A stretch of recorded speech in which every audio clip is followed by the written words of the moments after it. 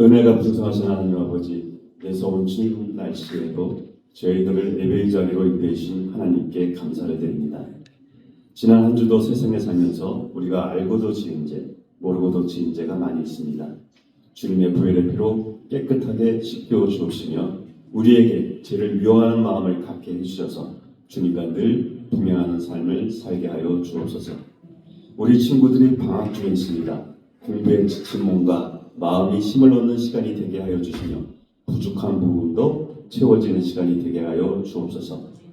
우리 친구들이 세상의 가치를 갈망하는 것이 아니라 예수님의 생명의 능력으로 살아가는 진정한 삶의 승리자가 되게 하여 주옵소서.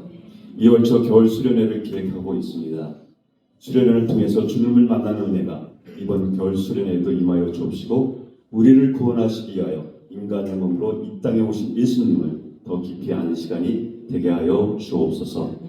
말씀대로 살아보기라는 제목으로 말씀을 전하시는 김정현 목사님 성령 충만하게 하시며 권능이 있는 말씀이 선포되어 우리에게 세상을 살아가는 생명의 양식이 되게 하여 주옵소서. 언제나 주님의 사랑으로 학생들을 돌보시는 선생님들의 수고를 기억하여 주시며 하나님 말씀으로 자라나는 다음 세대들이 나라와 교회의 큰 기둥이 되게 하여 주옵소서. 우리를 십자가의 사랑으로 사랑하신 예수님 이름으로 기도드립니다. 아멘.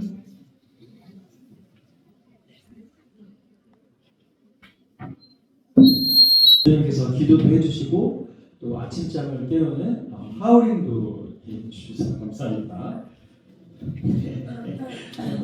네, 우리 함께 오늘 하나님께서 우리에게 주시는 말씀 창세기 6장 22절의 말씀을 다 같이 읽도록 하겠습니다. 창세기 6장 22절의 말씀입니다.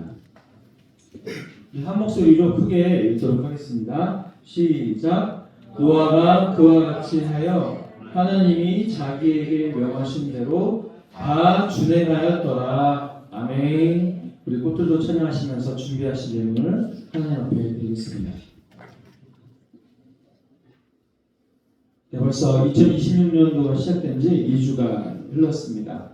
우리 주보등부 안에 좋은 소식은 우리 친구들이 말씀을 가까이 하고 또 어떤 반은 묵상을 올리고 또 하나님 말씀을 작심삼일로 끝나는 게 아니라 매일매일 조금씩 읽으면서 나아가는 우리의 모습이 있는데요. 정말 감사드리고 또 성경을 어디 읽을지 모를 때는 또 우리 최효진 선생님께서 올려주시는 매일매일 말씀을 통해서 말씀 한 장씩 읽어나가는 우리 모두의 모습이 있어서 참 감사합니다.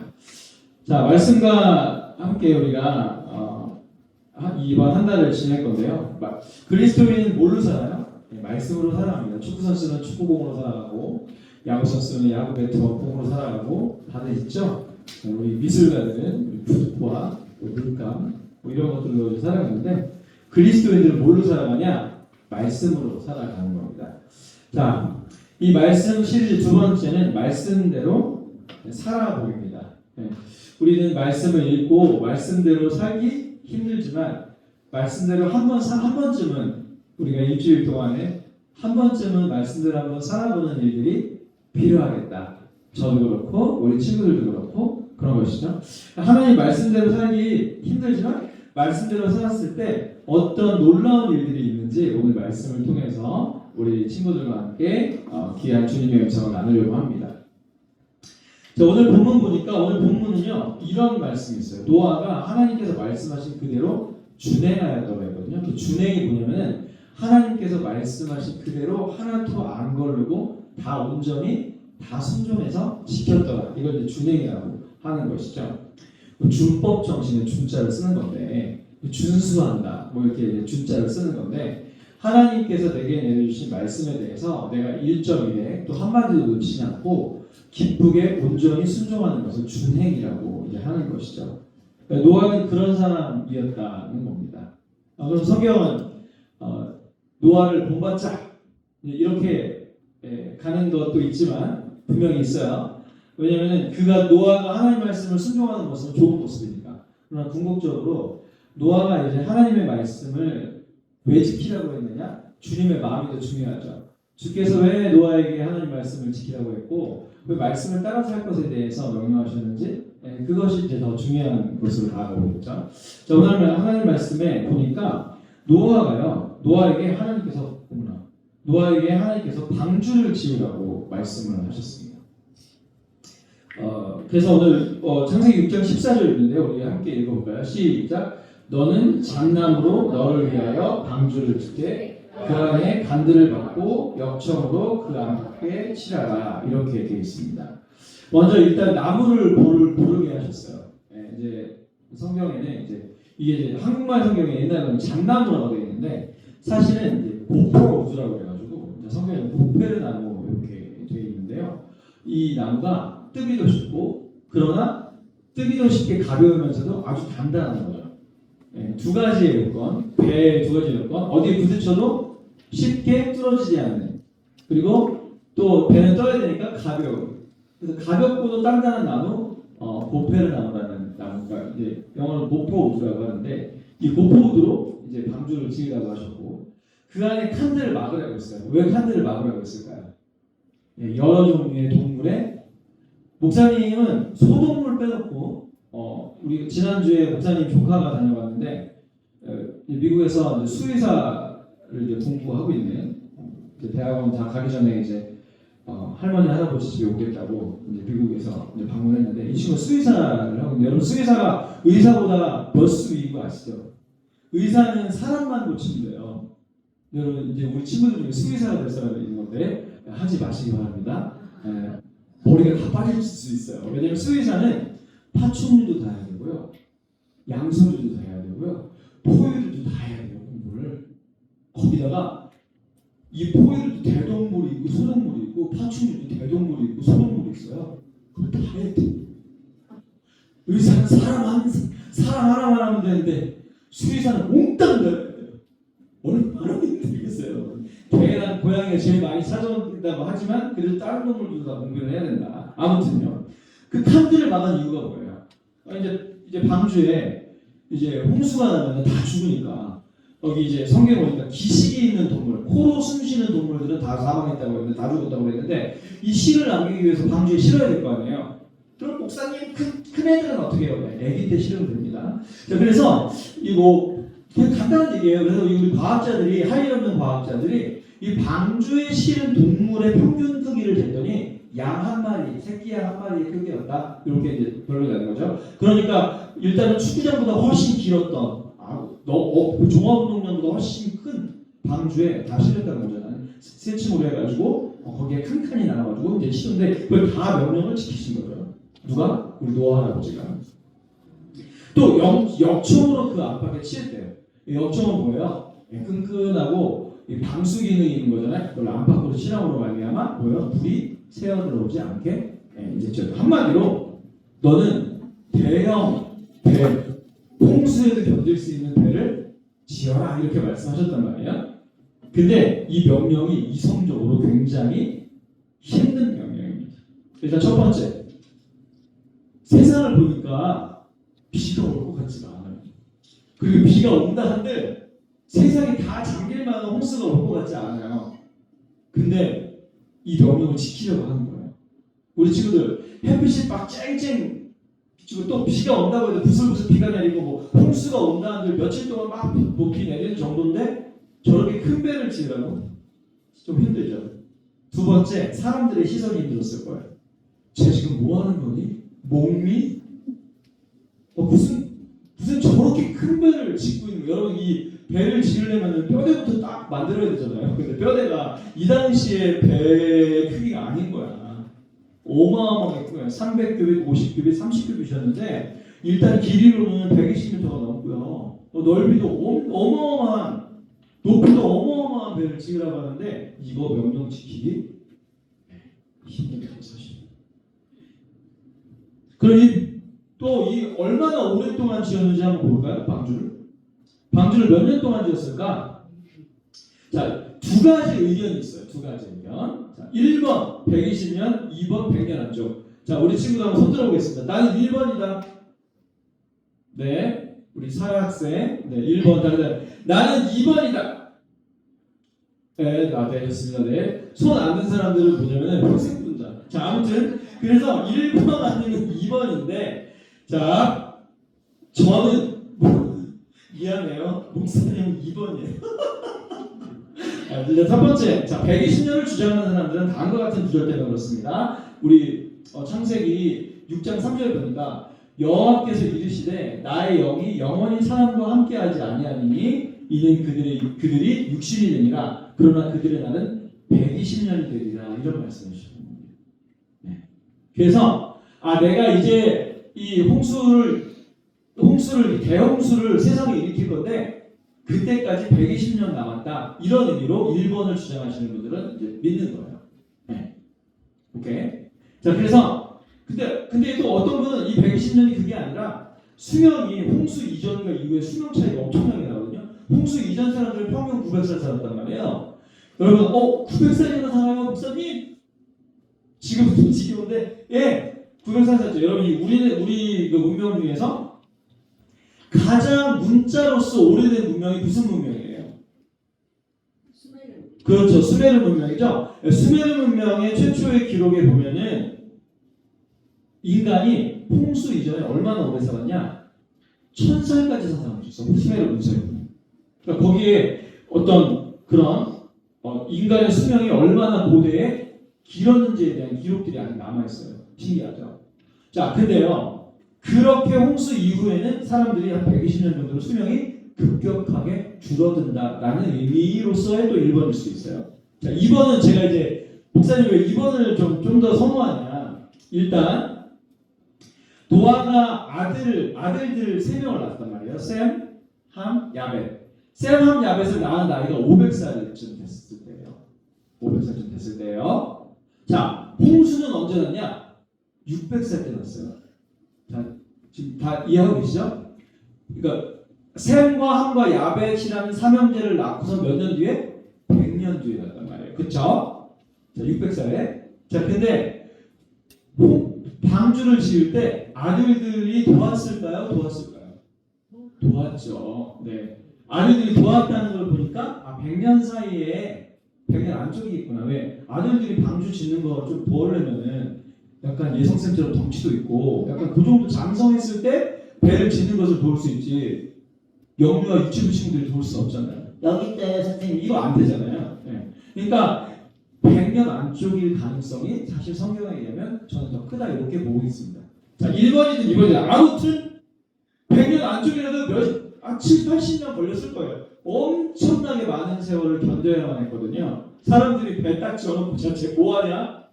에바야 막 이럴 수 있거든요. 네. 근데 그 눈빛과 시선들을 견디면서 묵묵히 방주를 지어 나간 겁니다. 자, 노아는 방주를 어떤 마음으로 지었을까? 기쁜 마음으로? 슬픈 마음으로? 아니면 우리 친구들 말처럼 쪽팔리기? 그러나 성경은 이렇게 얘기를 하고 있습니다. 노아는 당대의 의인이었다.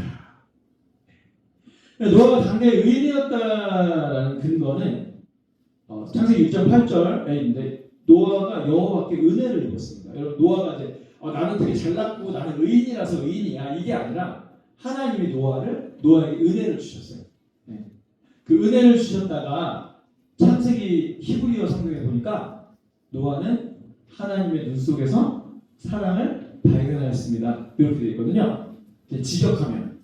그러니까 뭐예요? 노아는 하나님과 사랑에 빠진 사람이고 주님의 사랑을 입은 사람이기 때문에 방주를 지을 때 어떻게 지었다? 그 사랑을 확신했고 나를 사랑하는 분이 이걸 괜히 지으라고 할 리 없지 하는 마음으로 지었을 겁니다. 그러나 그가 견뎌야 하는 건 있었을 거예요. 그의 시선. 그리고 절대로 저 큰 산들이 물에 잠기지 않을 것만 같은 그런 느낌이 들어요.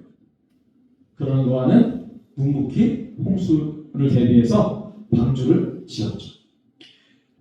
오늘 본 말씀은 하나님께서 자기에게 명하신 대로 다 준행했다라고 말씀하고 있는 겁니다.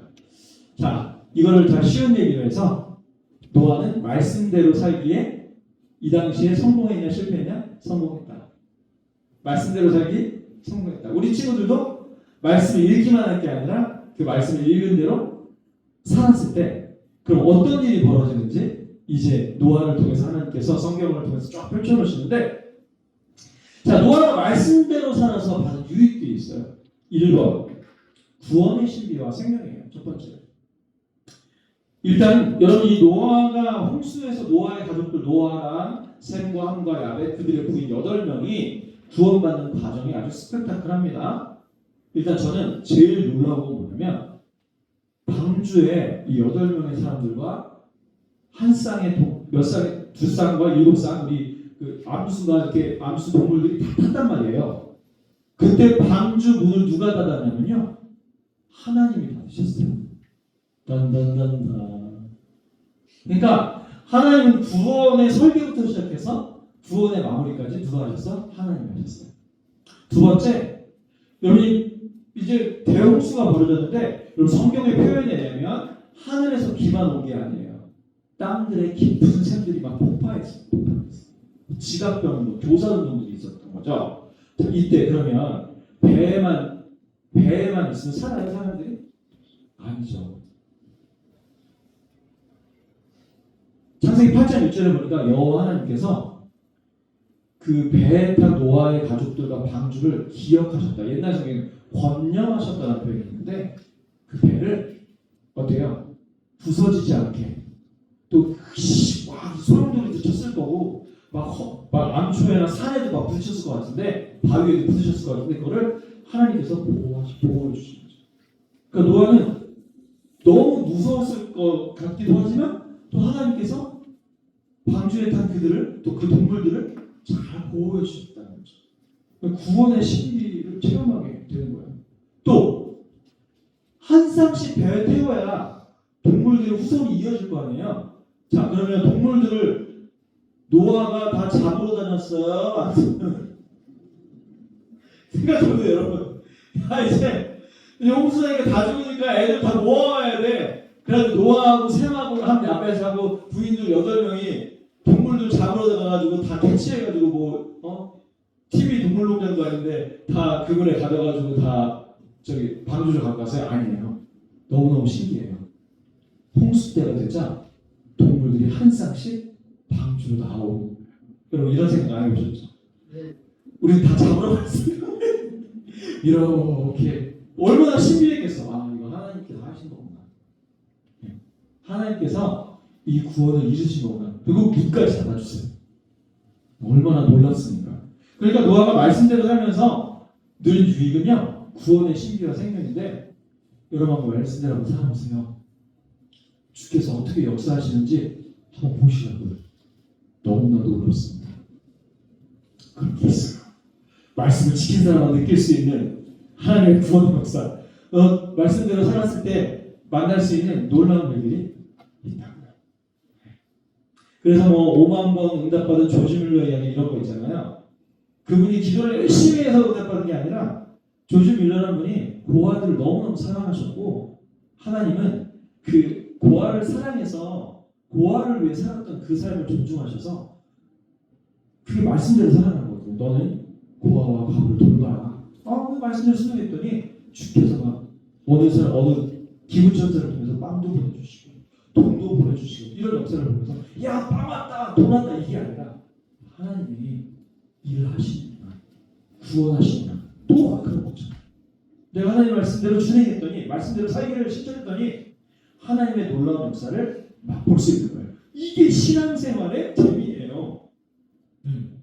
너무나 놀라운 거죠. 두 번째는 말씀의 성취와 기적입니다. 하나님께서 약속하신 모든 것들을 그 말씀대로 성취하셨고 기적으로 인도하셨어요. 그리고 이제 홍수가 다 끝난 다음에 아라랏 산이라는 곳에 정착을 했거든요. 지금도 있는 산이에요. 튀르키예, 옛날에 터키였는데 튀르키예에 가보면 아라랏 산이 있는데 거기에 이제 방주가 안착을 했는데 여러분 터키 정부가 개방을 안 해서 그렇지 그 산에 이 방주의 흔적들이 옛날에 정말 많이 있었어요. 나무도 있었고 방주가 박힌 흔적도 있고 발굴을 하면 발굴해야 되는데 튀르키예가 어느 이상하게 이걸 개발을 안 하고 비밀에 붙이고 있는 거죠.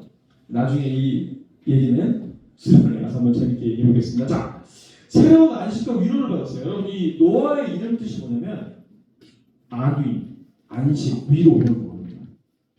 결국 이제 무서운 홍수가 다 끝난 다음에 이분들이 방주의 문을 열고 나와서 받은 약속, 무지개의 약속인데 내가 다시는 너희를 물로 멸망하지 않을 거다. 그리고 우리 친구들이 들은 좋은 소식인데 원래는 홍수 이전에는 채식만 했어요. 네, 근데 홍수가 끝난 다음에 육식을 허락하느라 고기 뷔페를 갈 수 있게 되었어요. 네. 우리 친구들 고기 없으면 못 살잖아요. 그렇죠? 네, 우리 이번에 수련회 가서도 고기 먹을 건데 수련회에 참석하시기 바랍니다. 4만 명. 자, 아무튼 근데 그런 거죠. 하나님께서 주신 새로운 세상에 대한 새롭게 안식과 위로를 회복했는데 이 노아의 언약을 통해서 주께서 이루시고자 하는 게 있었어요. 뭐냐면 인류의 궁극적인 번성과 구원이에요. 결국 노아로부터 시작된 인류는 그 인류의 그 육신의 계보에 의해서 누가 오세요? 예수님이 오세요. 다윗의 후손으로 아브라함과 다윗의 자손으로 오세요. 그래서 우리를 구원하시죠. 그러니까 하나님의 계획이 이루어지는 새로운 약속은 누구부터 시작됐냐? 노아부터 시작된 거죠. 그 약속의 장본인이 자기가 되는 거죠. 여러분 말씀대로 살다 보면은 이 하나님께서 말씀하신 이 약속의 장본인이 나였구나를 발견하게 되는데 그냥 말씀도 없이 그냥 막 살다 보면 자기가 주인공인지도 몰라. 자기가 왕자인지도 몰라요. 제가 거짓인 줄 알고 살고 있어요. 너는 왕자라고 하나님께서 얘기하는 그런 것들을 확인하게 되는 거예요. 실제로 뭐 어렸을 때 우리 청년부 중에 자기가 공주라고 생각하셔서 사실 분들도 계시지만 아무튼 이런 겁니다. 우리의 신분은 원래 하나님 나라의 왕자, 하나님의 공주에 맞는 거죠. 자, 근데 이 노아가 겪었을 갈등을 한번 생각해 보면 이 말씀대로 살기가 사실 우리에게는 숙제예요, 숙제. 그래서 우리 사랑하는 친구들에게 이번 이제 1월 셋째 주에는 둘째 주에도 뭐 말씀 묵상하면서 너무 아름답게 지냈는데 1월 셋째 주에 한번 말씀대로 살기에 도전해봐야 되는데 이 말씀대로 살기에 숙제가 있습니다. 첫 번째는 우리는 정말 반대 정신으로 살아야 되거든요. 반대 정신. 세상은 뭐예요? 가져라. 그럼 우리 뭐예요? 나눠라. 비워라. 이렇게 살아가는 거거든요. 이거 힘듭니다. 생각보다. 세상은 이겨라. 1등해라. 이렇게 하거든요. 근데 그리스도인들은 뭐예요? 우리 같이 가자. 이겁니다. 그러니까 기독교인의 가치관은 그 영화 말모이에서 나온 대사처럼 어떤 한 사람의 특출남을 통해서 어떤 한 사람이 히어로가 되고 영웅이 되는 게 아니라 모두가 손을 잡고 다 같이 한 걸음 가는 게 이게 기독교적인 가치예요, 사실. 그러니까 내가 좀 앞서가면은 끌어줄 수 있는 사람이 되어야 되는 것이고 내가 좀 힘이 남아들면 뒤에서 밀어줄 수 있는 사람이 이게 반대 정신이에요. 근데 세상은 그렇지 않아요. 1등을 해서 영웅이 돼야 되고 오디션 프로그램에서 1등을 해서 3억 원을 타가지고 내가 스타가 돼야 되고 이런 것도 되게 중요해요. 그러나 우리는 우리의 높아지고 우리의 어떤 성공한 것을 가지고서는 같이 가는 일들을 생각을 해야 돼요.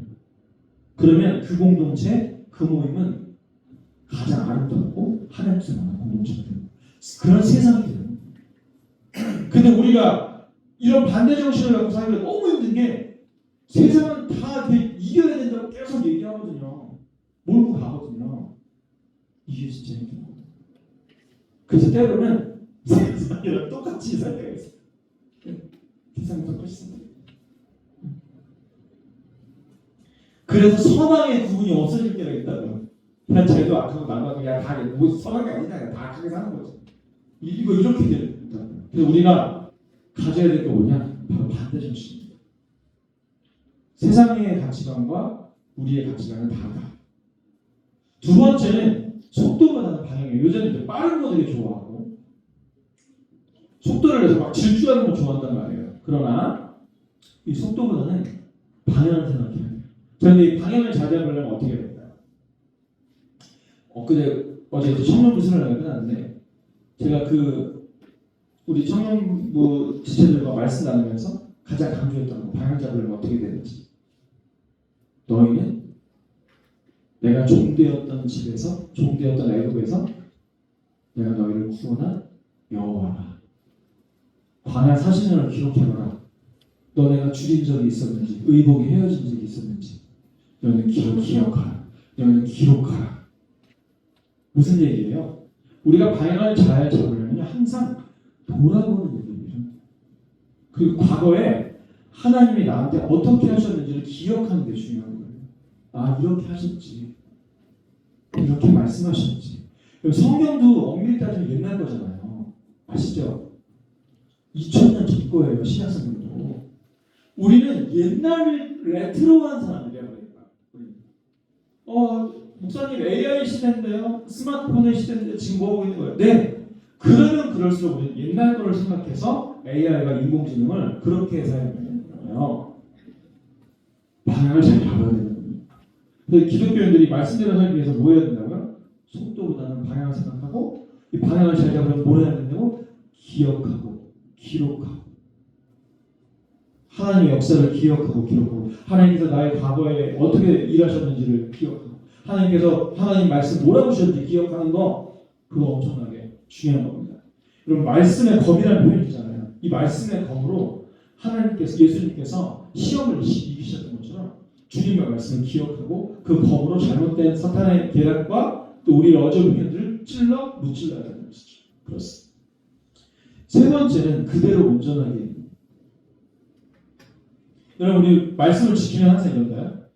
하나님 말씀의 전반부는 지킬게요. 후반부는 좀 힘들 것 같아요. 이런 거 되게 많거든요. 근데 온전히 여호와가 여호와의 말씀을 준행할 때에 아까 뭐라 했어요? 모든 것을 다 준수해서 지키는 걸 말하는 거잖아요. 온전히 지키는 거죠. 그래서 우리는 뭐예요? 계시 의존 사상. 하나님 말씀에 의존하여서 생각을 해서 결정을 해야 되고 하나님 말씀에 근거로 해서 뭐예요? 가는 거예요. 그래서 여러분 우리 찬양하고 예배하는 거 있잖아요. 이거 어디에 근거하는 거예요? 우리 12월 달에 배웠잖아요. 시편에 근거하는 거예요. 서고치고 춤추고 박수치고 이런 찬양의 모습들이 나와 있는 거를 그대로 가는 거죠. 그래서 우리는 노타를 치지 않아요. 하면서 찬양을 하지 않아요.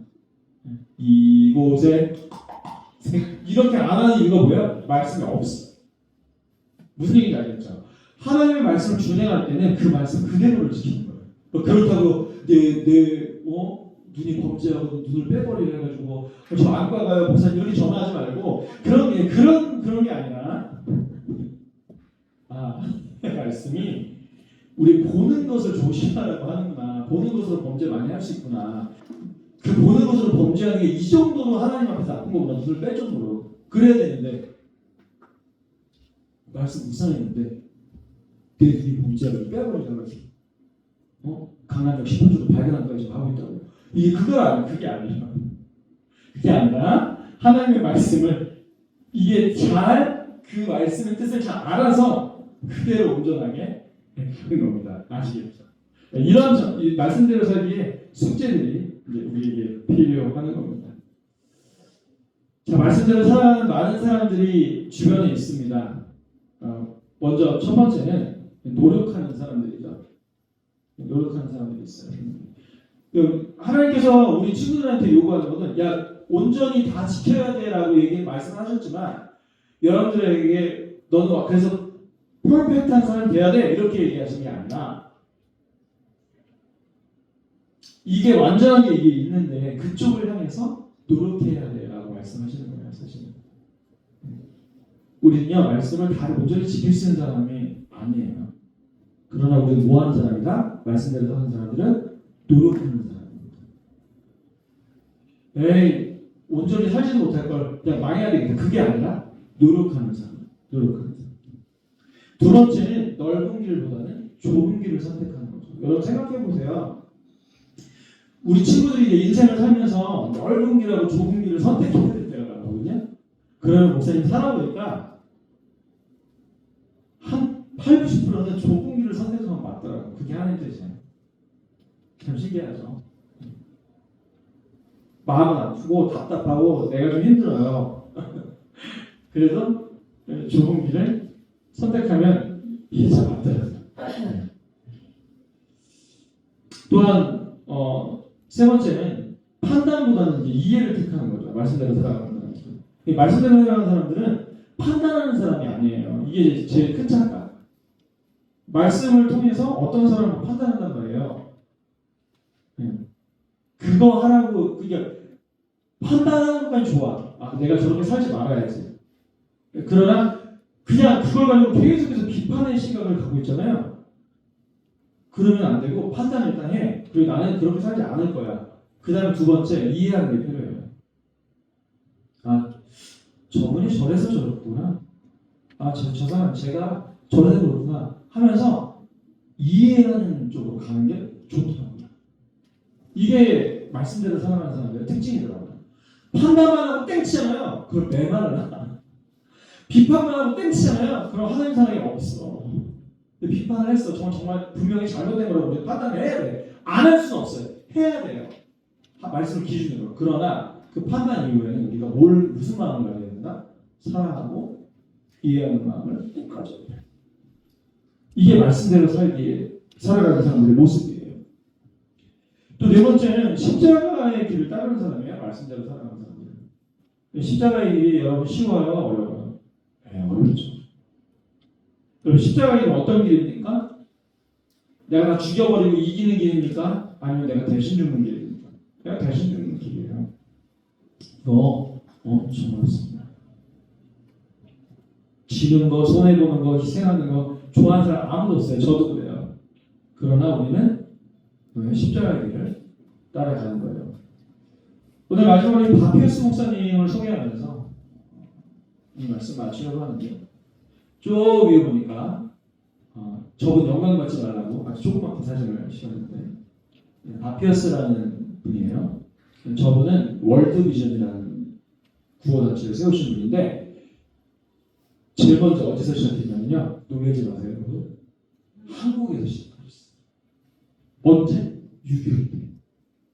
전쟁이 났더니 부모님들이 다 죽어나간 거예요. 전쟁 정말 무서운 겁니다.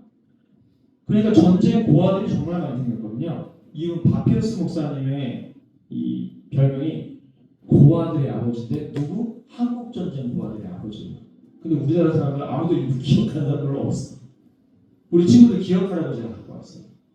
근데 이분이 어떤 기도를 항상 드리냐면은 이런 기도를 드렸습니다. 하나님의 마음을 상하게 하는 것들로 인하여 제 마음도 상하게 하소서. 그러니까 말씀대로 살아가는 사람들의 특징은 뭐냐면 주님의 마음을 헤아리는 거예요. 주님이 아파하는 그 지점. 거기. 박노해 시인이 이런 얘기를 하잖아요. 세상의 중심은 심장이 아니다. 뭐라고 얘기해요? 가장 아픈 그곳이 세상의 중심이다. 그러니까 하나님 말씀의 중심도 마찬가지죠. 하나님 말씀을 따라 살아가는 것도 마찬가지예요. 하나님의 마음이 있는 곳, 하나님의 마음이 어디를 향하고 있는가, 그것이 중심이 되어야 되겠죠. 근데 하나님의 마음은 어떤 마음이시냐? 고아들과 과부들과 불쌍한 사람들, 또 구원받지 못한 사람들을 구원하시고자 하는 그 마음인 거죠. 그 마음과 바피우스 목사님은 주님 제가 그 마음을 공감하고 동감하고 동의하고 그 말씀대로 살겠습니다. 살게 해주세요라는 바람을 담아 저 기도를 드리는 거죠. 우리 사랑하는 친구들이 말씀대로 살기 위해서 드려야 되는 기도 중에 하나인 것입니다. 자, 말씀대로 살아보고 싶으시죠? 점점점. 우리가 말씀대로 살기를 선택했을 때 주님이 얼마나 놀랍게 역사하시는지 또 하나님을 만나는 우리 친구들 되기를 바라고 또 말씀대로 삶으로 말미암아 하나님의 사랑과 또 하나님의 놀라운 일들이 우리 친구들을 통해서 이루어지는 열매 맺는 그런 주인공들이 되시길 바라고 노아 할아버지만 그것을 체험하는 것이 아니라 여러분들이 이 세상이라는 대홍수 바다 속에서 구원의 방주인 교회의 탄산들로서 그 언약의 주인공 하나님의 일의 주인공들이 다 되시기를 주님의 이름으로 축원합니다. 그리고 말씀대로 살기에 이번 주에 도전하기 다 같이 일어나셔서 찬송 드리시도록 하겠습니다.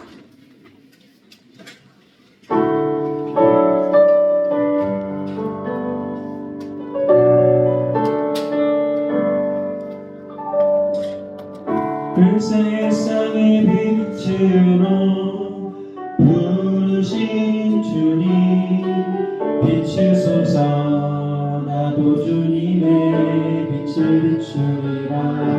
우리 결단하면서 나를 세상에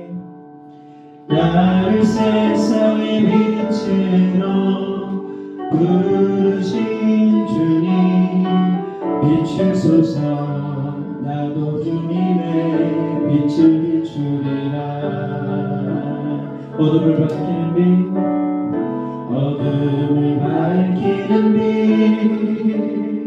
온 세상을 비추는 빛, 사내의 말을 숨기지 못하네. 어둠을 밝히는 빛, 어둠을 밝히는 빛, 온 세상을 비추는 빛, 사내의 말을 숨기지 못하네. 나를 세상의 빛으로, 나를 세상의 빛으로 부르신 주님 비추소서. 나도 주님의 빛을 비추리라. 나를 세상의 빛으로 고백합니다. 나를 세상의 빛으로 부르신 주님 비추소서. 나도 주님의 빛을 비추리라. 어둠을 밝히는 빛, 어둠을 밝히는 빛, 온 세상을 비추는 빛, 사내의 말을 숨기지 못하네. 어둠을 밝히는 빛 고백합시다. 어둠을 밝히는 빛, 온 세상을 비추는 빛, 사내의 말을 숨기지 못하네. 같이 기도합니다. 하나님 감사합니다. 오늘 말씀을 통하여 말씀대로 살기를 우리에게 요청하시고 또 우리에게 주심을 감사합니다.